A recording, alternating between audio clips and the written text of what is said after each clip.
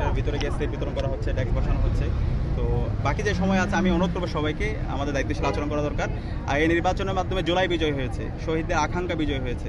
সুতরাং শেষ পর্যন্ত আমরা আশা রাখছি সবাই দায়িত্বশীল আচরণ করবে এবং এর মাধ্যমে আমরা বাংলাদেশের একটা গণতন্ত্রের স্থায়ী রূপের দিকে যাবো ইনশাআল্লাহ। এবং এই বার্তা আমরা ঢাকা বিশ্ববিদ্যালয় থেকে দিব। সবাইকে ধন্যবাদ। বিজয় যেই হোক সবাই ঐক্যবদ্ধভাবে কাজ করার সেই প্রত্যয় কি এখনো আছে? আমরা শুরু থেকে বলেছি এখানে আমরা যারা নির্বাচন করছি সবাই জুলাই সহযোদ্ধা। আমরা যদি সবাই দায়িত্বশীল আচরণ করি অবশ্যই আমরা সে জায়গায় আমরা সবাই মেনে নেব, কিন্তু তার যদি ব্যর্থ হয় তখন এটা সারা দেশের জন্য একটা নেগেটিভ মেসেজ যাবে। আর এখানে নির্বাচন কমিশন যারা আছে আমরা বারবার বলেছি তারা আমাদের শিক্ষক, তাদেরকে আমরা শ্রদ্ধাভাজন হিসেবে দেখতে চাই।